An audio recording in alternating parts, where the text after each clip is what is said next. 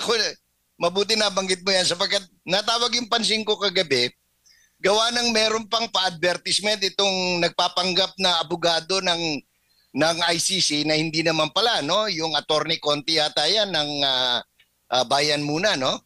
Na naggaganyak pa. Akala ko ba nagsampa kayo ng kaso, meron na kayo ebidensya, ba't kayo nangangalap pa ng katulad ni Aling Sheila? Binilang nila yung number of years. Ngayon, ang problema pati, yung mga sinubmit kasi nila Jan Admar, hindi ko alam kung matatawa o nakakainis, no? Kasi, mga pangalan pinagpipicturan pa nila.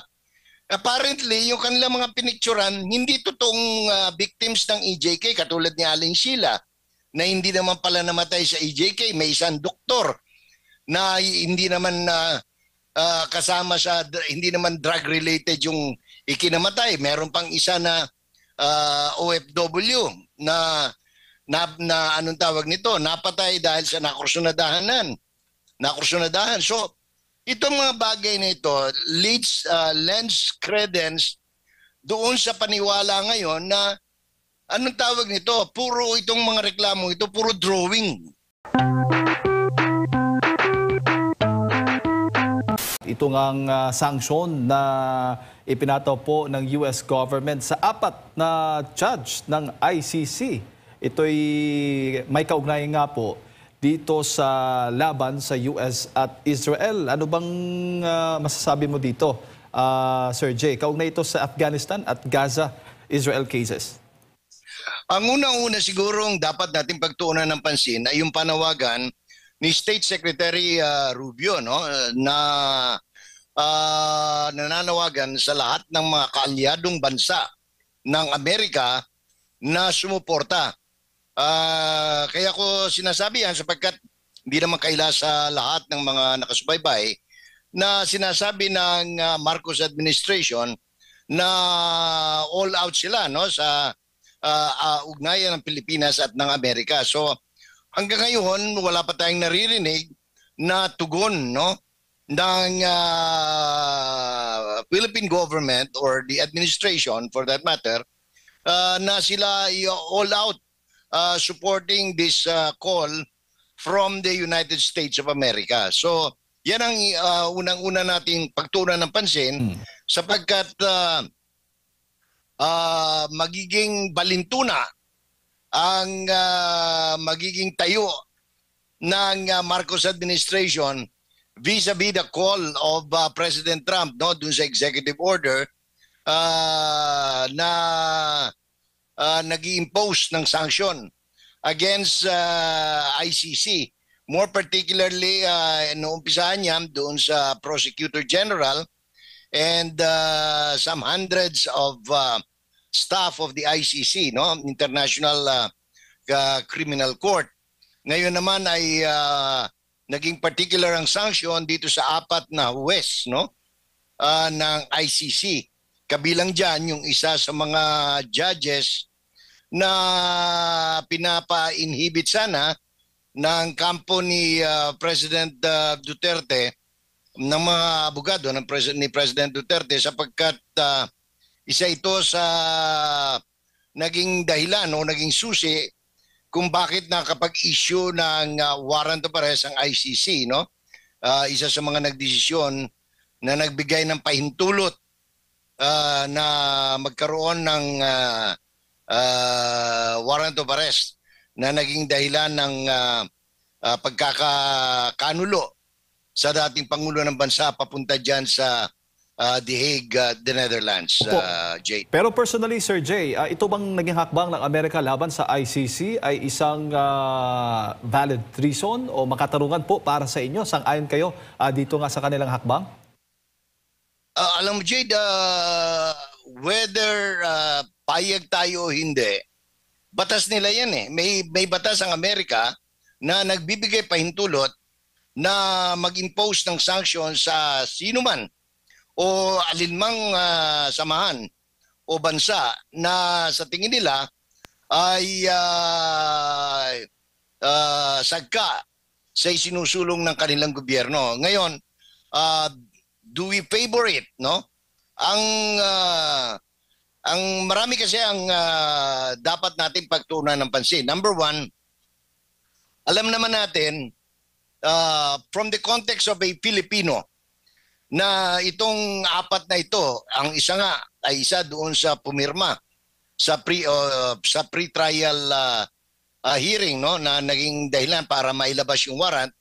Certainly dapat lang, no, dapat lang sapagkat ito ay isang paglabag sa soberenya o kasarinlan ng bansa. Pinag-uusapan natin yan. Ngayon ay petsa 9, no? 2 araw mula ngayon ay araw ng kasarinlan ng Pilipinas, no? Paggunita. At napaka-insulting sa Pilipino at sa Philippine government na tayo ay pinangingialaman ng mga dayuhang samahan o tao katulad nitong ICC o International Criminal Court, Jade.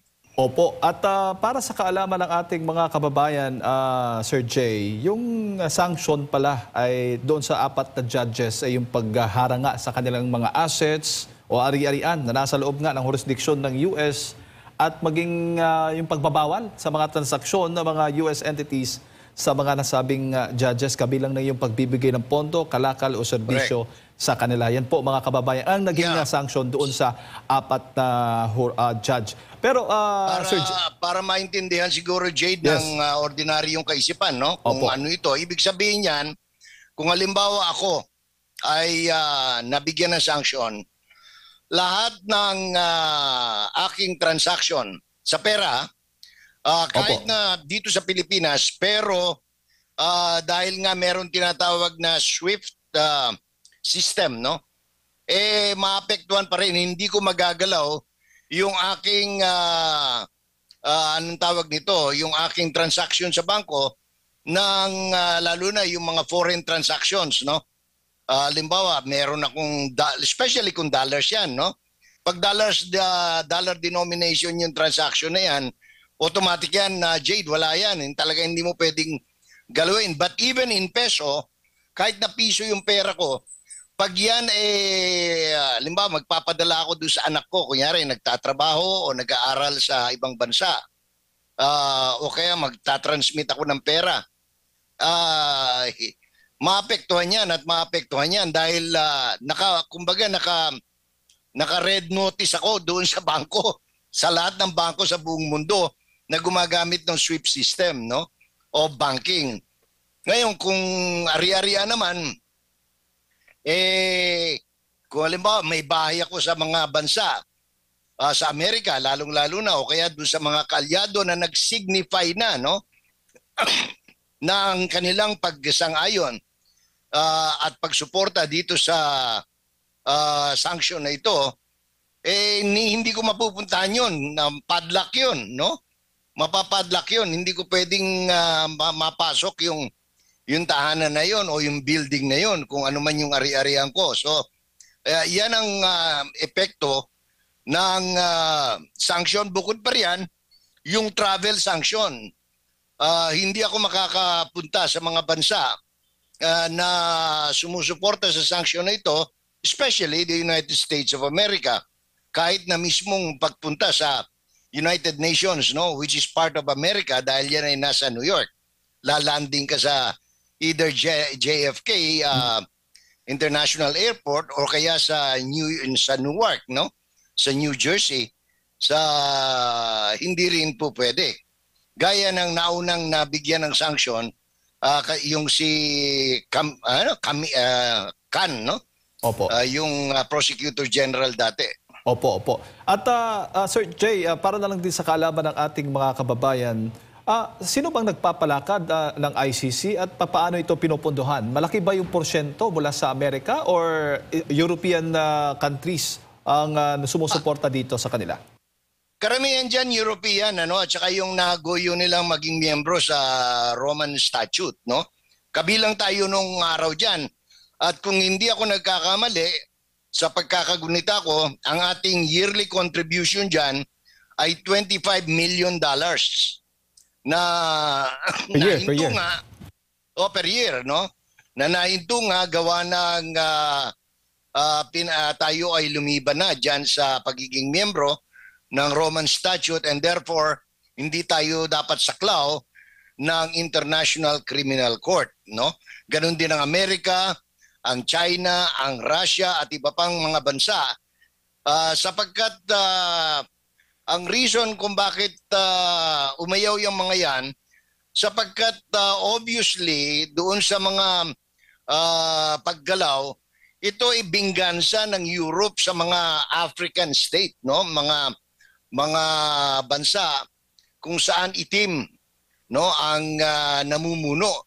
Alam naman natin na dating kinokolonize yan ng mga European countries ang ang Africa, no?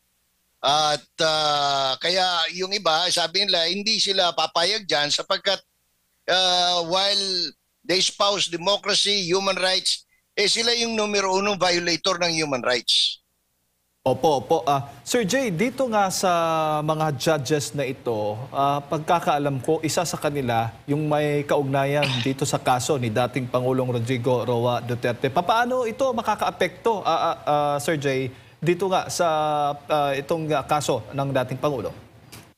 Malaki ang epekto niyan kasi gawa ng kung hindi sila makakapag-transact ng pera o doon sa kanilang mga properties, ang ICC mismo in general, paano gagalaw yung korte? No, ibig sabihin na wala silang magiging pangsweldo. Kung halimbawa ang kanilang pondo ay dadaan nga dyan sa SWIFT system at even most European countries saklaw ng sistemang yan. So mababalam yan. Ibig sabihin, pati pang sweldo ng mga judge na yan at lahat ng nagtatrabaho sa ICC, talagang, kumbaga, masasakal lahat, Jade. Opo. Sir Jay, bago ko lang ipasa kay partner Admar, ngayon itong 4 na judges ay nasasangkot dito, or baga pinatawan ng sanction. Dapat din bang suportahan ng ibang mga bansa ang naging hakbang na ito ng Amerika sa laban sa ICC? Right now, marami, no? Ang bukod tanging hindi sumusuporta diyan yung karamihan mga European countries, no?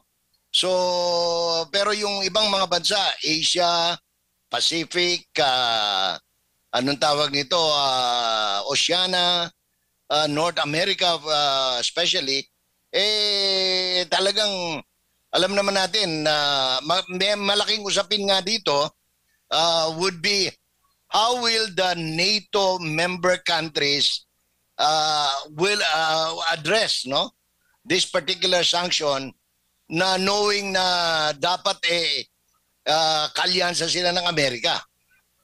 No, kasi hindi na lang ito ordinaryong statement ng Amerika, kundi ginaganyak, no? Malinaw yung pagkakasabi ng State Department na ginaganyak ang lahat ng kaalyadong bansa na sumama, makiisa, sumuporta dito sa sanction na ito. Para nang sa ganon, lalo pang mapagtibay ang pagpapatupad nito, Jed. Manong Jay, magandang umaga, maing buntag si Admar po. Good morning. Kung irarason naman o magiging palusot ng administrasyon ngayon, hindi naman kami nakipag-ugnayan sa ICC, sa Interpol kami nakipag-ugnayan. Hindi na sila pwedeng magpalusot dyan. Ako nga, inantay ko rin yung kung baga sa pag walang malinaw na tugon yung Pilipinas doon sa panawagan ng State Department, anong sanksyon ang ibibigay doon sa mga, especially for countries who are receiving aid from the United States. Malaking bagay yan, Admar, no? Kasi meron silang meron silang hawak na anong tawag nito, na kumbaga meron silang pamalo, a whip, no, that they can crack on allied nations that are receiving aid, no, and support monetarily and otherwise, no, pati sa anong tawag nito, sa kanilang defense and security. ano ang magiging aksyon ng Amerika in case magkakaroon ng pagtutol, pag-aalinlangan o pagtutumpik-tumpik ng bansa katulad ng Pilipinas, Admar. Oo nga po, kasi hindi naman siguro nila maloloko, magogoyo pa ang Estados Unidos kung lalaliman pa ng Estados Unidos yung investigasyon kung doon lang ba sila sa Interpol. Kasi yung hawak naman ng Interpol, ang basehan naman nila ay warrant of arrest galing naman sa ICC. So, indirectly or parang directly, sinasabi dito na nakipag-ugnayan sila at meron pang mga impormasyon, yung kagaya po ng parang isiniwalat ni Senador Bato, na meron pang mga pagtatangka, yung sa investigasyon, yung pagkuha ng mga opisyal ng PNP na bumaliktad at lumaban sa kanila o magtestigo laban sa kanila. Meron pa tayong mga naririnig na kesyo, nakapasok dito yung mga investigador ng ICC. Meron pang nag-ano sa kanila, nag-offer kung saan sila maaring tumira, nag-host pa sa kanila. So malinaw yun na mga congressman. Oo, at kung sa yun hotel sa Pasay. Oo, at kung yun ay mapatunayan, ang alam natin, marami ding mga ari-arian, marami ding mga alam mo na, connection sila doon sa Amerika, Monies and the properties. So talagang malalagay sa delikado, pero parang nalalagay din sila sa alanganin kasi once na makipagtulungan sila dito, mawawala yung kanilang naratibo na masamang tao, si PRRD, malalagay sa alanganin yung kanilang politika na ininvest nila, Manong Jay. Alam mo, mabuti na banggit mo yan, ano? Kasi una-una, yung mga palusot na ano lang ito, kasi miyembro kami ng Interpol, etc. Alam mo, hindi naman kasing bobo ni Boying Rimulya yung mga nasa State Department o nasa pamunuan ng Estados Unidos at iba pang mga kalyadong bansa, no? Pero mabuti na banggit mo yan sapagkat natawag yung pansin ko kagabi, gawa ng meron pang pa-advertisement itong nagpapanggap na abogado ng ICC na hindi naman pala, no? Yung Attorney Conti yata yan ng Bayan Muna, no? Na nagaganyak pa. Akala ko ba nagsampa kayo ng kaso, meron na kayo ebidensya, ba't kayo nangangalap pa ng katulad ni Aling Sheila, no? Si Aling Sheila na nabisto na hindi naman pala biktima ng EJK, no? So itong mga bagay nito nababanggit lang natin in passing, Admar, sapagkat ito anong tawag nito of course without mentioning itong legal process, no, hindi naman natin mako-question yan kung ano yung mga nangyayari ngayon diyan na ginagawa ng mga abogado ng nasasakdal at saka ng mga nagsakdal, no? Pero anong tawag nito, malaking epekto nito because kapag ka napaghalata ng Amerika na nagiging ang tawag ito, you're cuddling effectively, no? Itong mga tiga-ICC, sapagkat may mga report na nga kaya nga ewan ko kung nagpadala, kasi noon ini-encourage sila Senator Bato, at saka yung iba pang mga retired police general na umano ay pinipilit na magsampa ng reklamo, no? Magpadala ng sulat. And I understand meron ng mga representation made doon sa Washington, ano? Patungkol dito nga sa ginagawa ng ICC in collusion with some members of the Marcos administration, no? Kasi ang sinasabi, bagamat may mga denial sila, pero may mga report na ito ay they were billeted, no? The ICC investigators were billeted in a hotel in Pasay, reportedly owned by a congressman or a group of congressmen, no? As owners of the hotel. pati yung kanilang mga pagkain, charge, no? Sana hindi totoo sapagkat kapag ito'y nagkatotoo, abay talagang isang malaking usapin yan na that will not be taken down, that will not be taken sitting down, no, by the people in Washington, no, against these people who are supposedly cuddling itong mga opisyal o tauhan ng International Criminal Court na nagsadya dito sa Pilipinas. Bagamat may mga denial, pero hindi naman siguro sisinungaling yung mga general ng pulis na sinasabing ginigipit sila, tinatakot sila, at gusto bumaliktad, no? Para mag-testify sila against the former President of the Republic of the Philippines, Admar. Opo, at sa tagal ng usapin na ito, Manong Jay, kasi wala na po sa posisyon ang dating Pangulo, magtatatlong taon na or 3 taon na ba? No? May gitna, Oo, at ang issue na kinakaharap yung EJK, panahon nung siya pa ay mayor at nung panahon nang siya pa ay presidente po, no? Plus 3 years, so napakatagal ng pangyayari. Now ngayon, nabanggit mo nga, nagpa-advertise ba sila or hinihimok o humihimok pa sila kung sino man daw yung mga naging biktima ng war on drugs, no? Pero humiling din sila sa korte na i-extend. Dito mo makikita na parang hindi sila handa at parang nag-fishing expedition ba, Manong Jay? Pero grabe yung kanilang sinasabi. Noon, pinapakalat nila 30,000, 30,000 yung mga biktima. Yet, hanggang ngayon, wala pa rin sila, nangangalap pa rin sila ng mga dagdag na testigo laban sa dating Pangulo. Talagang ang nangyari puro propaganda talaga. Sapagkat malinaw, no? Mismong doon sa case folder, doon sa information, doon sa reklamo. Tandaan mo, ang reklamo nila, anong tawag nito? Anong tawag yan?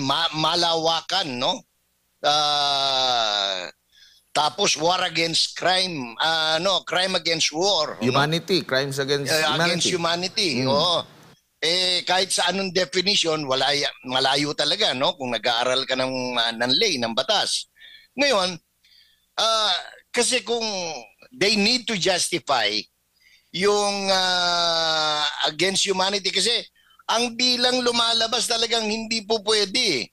Dahil lumalabas, walong patayan lang ang reklamo nila sa loob ng apparently mga 5 to 8 lang a year. So, paano masasabing massive yung patayan, no? Genocide o malawakan yung patayan? Kung lilima lang.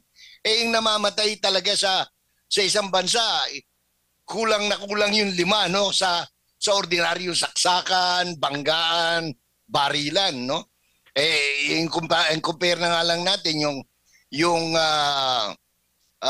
Maguindanao Massacre, 53, no? Sa isang araw yun. Yun ang mga talagang pwede mong sabihin, anong tawag nito, crime against humanity, at saka yung sa Mama Sapano, no? Na talagang 44 plus the other members of the Muslim community. Ito, wala binilang nila yung number of years. Ngayon, ang problema pati, yung mga sinubmit kasi nila dyan, Admar, hindi ko alam kung matatawa o nakakainis, no? Kasi, mga pangalan pinagpipicturan pa nila. Apparently, yung kanilang mga pinicturan, hindi totoong victims ng EJK, katulad ni Aling Sheila, na hindi naman pala namatay sa EJK. May isang doktor na hindi naman kasama sa, hindi naman drug-related yung ikinamatay. Meron pang isa na OFW na anong tawag nito, napatay dahil sa nakursunadahan. So, itong mga bagay na ito lends credence doon sa paniwala ngayon na anong tawag nito, puro itong mga reklamo ito, puro drawing, no? Kasi bakit ka ba, kung meron kang 30,000, Diyos ko, Bakit hindi mo ilabas yung 30,000? Kaya nga noon, kanaalala ko tuloy, yung sinasabi ni President Duterte, naalala mo nung presidente pa siya, bring it on, no, ilabas nyo. O sabihin nyo, sige, sino yung namatay? Sino yung pang 178? Sino yung pang 231? Sino yung 1,200 victims? Victim, no? Wala eh. Because, yun nga, puro drawing. No, kung meron mang hindi drawing dyan, baka isa, dalawa, tatlo. Ang problema, katulad dyan, magte-testify si Matobato, Diyos ko po, kami mga taga Davao, kilala namin yung halang ng kaluluwa niyan, no? Pabalik-baliktarin mo man yan, talagang hindi ubra. As a matter of fact, winidraw na nga yung kasong yan, Admar, baka nakalimutan ng mga tao. No? Hindi nga natin, ang itong gobyernong ito, napakahilig bumuhay ng patay. No? Yung kaso na yan, na pinasampa ni Trillanes nung araw, kay Attorney Sabio, winidraw na niya sapagkat wala nga siyang hindi niya pwedeng maprobetsahan, no? So tapos dagdag pa yung mga lumabas na mga testigo na binayaran para magsalita, ngayon bumabaliktad na. So these are the things na talagang napakahirap paniwalaan, no? Kasi imposible kung ako namatayan ako na ganyan, hindi testigo, hindi totoo yun. No? Pag ako, pamilya ko na argabyado, ay lalaban tayo ng patayan at pitpitan ng bayag dyan. But the problem is, hindi mo pwedeng sabihin yan sa international or any court for that matter. The reason why hindi ka humingi ka ng postponement or delay, sapagkat walang gustong tumistigo. Gaga ka pala eh. Ba't mo sasabihin na malakas ang kaso nyo, pinagyayabang mo, 20,000-30,000 yung biktima. Wala ka naman palang ganong klaseng tao. Puro numero, sinulat mo lang sa kaprasong papel at sinabi mo, ito, every time may press conference, ito ho ang bilang. Pati sila ni, anong pangalan nung mayor ngayon ng Naga, na dating Vice President? Robredo. Lenny Robredo. Isa pa doon sa nagamit nila na mismong magsalita sa United Nations, sinasabi niya libo-libo ang napatay. Wala naman pala silang probetsyo. Puro press release, cut out sa mga dyaryo. Hindi pwede sa korte yun. Opo, at balikan lang natin, no, yung nabanggit mo nga, yung namayapang si Attorney Jude Sabio, isa sa mga tumulong sa kanya. Kilala mo rin ito, dating abogado. Kasi na-disbar siya. Dating abogado, Larry Gadon. Nung mga panahong yon, ipinakita niya sa media, pinadala niya sa media yung bahagi ng request ni Sabio sa ICC prosecutor nga na ibasura. I-quote ko lang dito, quote and quote, I also fervently request that the legal matter pending with your office sa ICC prosecutor in relation to the war on drugs in the Philippines should be set aside and trashed for being just part of the political propaganda of Senator Antonio Trillanes, Senator De Lima, and their LP-led opposition of which I do not wish to be a part. Part of. Yan yung ibig sabihin, pinababasura niya. Pinababasura na niya, pinapatapon na niya sa basurahan yung papel na yon sapagkat ayaw na niya. Kasi, alam mo, ang abogado, may mga sinusumpaan niyang oath, no? Na sasabihin, yun totoo lang. Paano mo nga naman patututuhanan yung bagay na kasinungalingan? So, to the sumalangit na wang kaluluwa ni Jude, no?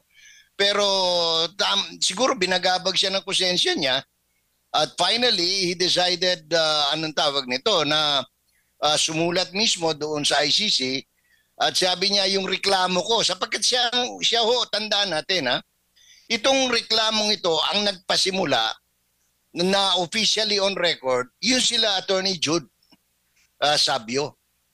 Ito huli na ito, sinakyan na lang ito ng mga kaliwa no?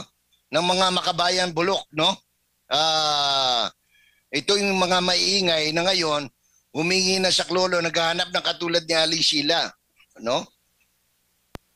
Opo, and balikan ko lang yung matinding pahayag ni Secretary of State ng Estados Unidos, Marco Rubio. Ipakita din natin, ipabasa natin sa ating mga kababayan. Kasi, di ba, may ironclad commitment ang US, best friend ng best friend sa Pilipinas. Pero sila ang nanindigan sa kanilang soberanya. Tayo, nung mga unang pahayag ni Marcos Jr., hindi kinikilala. Pero basahin ko lang yung isa sa yung bahagi ng kanyang statement dito. Ang sabi niya, quote-unquote, as ICC judges, these 4 individuals, kabilang yung judge ni PRRD, have ano nga ang pangalan nung itim na judge? Alipio, Hindi, iba na yung judge, yung kaninang babaeng puti. Yun na yung judge. Okay. Di ko lang paano basahin ito. Rene, Adelaide, Sophie, Alipini, Ganso. So yan yung pangalan. Ganso. Oo, yung puti. Yan. Okay? Basahin ko lang. As ICC judges, these 4 individuals have actively engaged in the ICC's illegitimate and baseless actions targeting America or our close ally. The ICC is politicized and falsely claims unfettered discretion to investigate, charge, and prosecute nationals of the United States and our allies.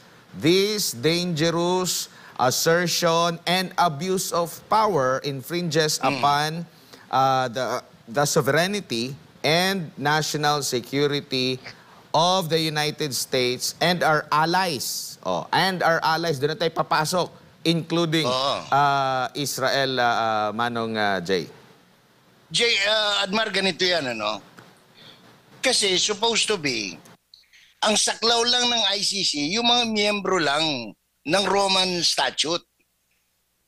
Ito, sumobra na nga sila pati hindi miyembro, katulad ng mga Amerika, American citizen, allies, Israel, China, Russia, gusto nilang pakialaman. Sila mismo kasi, alam mo kaya nagagalit yung Amerika? Kasi, kumbaga parang, sino ba kayo? Para pakialaman kami na hindi naman kami sumang-ayon dyan. That's the reason we did not approve membership in the Roman Statute. Same way with Russia, with China, and the other countries, including Israel. So, talagang abuso. At talagang dapat, dahil umaabuso kayo, therefore you have to be sanctioned. Di ba? Parang yan parang ito solar mo, Admar, Ito yung bakod mo, tahanan mo. Gusto nila pangimasukan. Hindi naman po pwede yun. Hindi ka naman papayag noon, di ba? Siyempre, pag hindi ka papayag, tapos yung mga kapitbahay mo, kaalyado mo, sasabihin mo sa mga kapitbahay mo, oy, sama-sama tayo rito, parusahan natin itong mga hinayupak na ito na nangingialam sa atin. Ganon ang the simple explanation dyan, ngayon, dahil nga dyan sa ginawa ng 4 na yan at saka doon sa Prosecutor General na naka-leave dahil sa siya po ay nang manyak ng staff niya, Sipi mo, magpapaka, ka na ikaw ay matino, pagkatapos pala, manyakol ka pala, Ayop ka, So, yan ang mga problema ng ICC na kinakaharap ngayon. Now, with the sanction, and the sanction imposed on all the other members of the court, talagang it will cripple ICC for that matter. Darating ang panahon dyan, sa malapit na hinaharap, na mismong pambayad nila ng kuryente, unless babayaran ng gobyerno ng Netherlands, wala na silang pambayad ng kuryente o pambayad ng tubig. Opo. And needed ba na magbigay din ng pahayag ang pamahalaan natin dito, lalo na si Marcos Jr. Nag-vlog siya, mas pinuna pa niya yung yung mga video bomber sa kanyang speech doon sa palarong pambansa Di ko lang kung meron na ba siyang nirelease na statement ukol dito. Paano niya ipapaliwanag? Yun ang ano, I don't know kung may deadline, no? Or alam mo, yung Amerika kasi na nakikinig yan, no? Na inaarok yan. Ano bang posisyon nito? Kasi pag tingin nila na hindi ka cooperative, they have a way of getting back at you eh. So kapag ka ikaw ay allied tapos patumpik-tumpik ka, wala kang kwentang tao, wala kang kwentang bansa sa kanila. Ganun ang Amerika eh. Pag hindi ka nila, pardon the word pag hindi ka nila nagagamit o magagamit o makikipagkaisa sa kanila, patay kang bata ka. Naalala mo nung mga panahon na may mga anong tawag nito? Coalition of the willing, di ba? Nung panahon ng Iraq, Iran War, Kuwait, etc., no, Middle East, immediately pag panawagan ganyan, dapat mabilis ang aksyon. I remember Gloria Macapagal-Arroyo noon, pag sinanong Coalition of the Willing, isa siya sa unang nagpahayag. Natuwa ang Amerika. Kaya tuloy-tuloy yung mga USAID noon, yung mga kung ano-anong mga tulong sa Pilipinas na pinagkakaloob ng Amerika. So yan ang ano, eto baligtad nga tayo eh. Sip-sip tayo ng sip-sip sa Amerika tapos tayo pang nagbabayad sa kuryente at tubig ng mga kampo ng mga Amerikano sa Pilipinas, 17, 19 of them in the country. Manong Jay, may mga balitang kumakalat, mga information, though hindi ito verified at hindi pa nagkokomento rin ang administrasyon o Malacanang ukol dito na di umano ay nahihirapan na sila makapaghanap ng schedule na magkaroon ng pag-uusap sa pagitan ni na US President Donald Trump at nitong si Bongbong Marcos. No? Mayroon na rang parang naiinis at nagalit dahil hindi makakuha daw ng ano. Hindi ko alam kung totoo ito. Pero sakali man na totoo, ito'y patunay ba na wala nang interes ang Estados Unidos o yung bagong administrasyon sa kasalukuyang administrasyon natin sa Pilipinas, bagong administrasyon sa Amerika? Kasi nga, unang-una, slow put eh. Di ba? Sabi nga, kapareho niyan, ilang oras na dumaan simula nung magsalita si Rubio.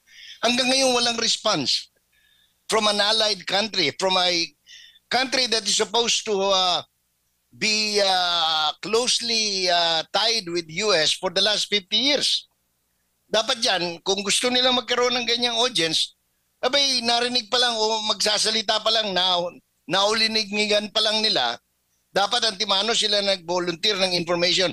We are behind the United States in imposition of sanction against the ICC. O di natuwa si Trump, ay, halika, bonget, halika nga rito. O, magkape tayo rito sa White House. Walang ganun eh. Oh, so paano sila makakakuha ng audience?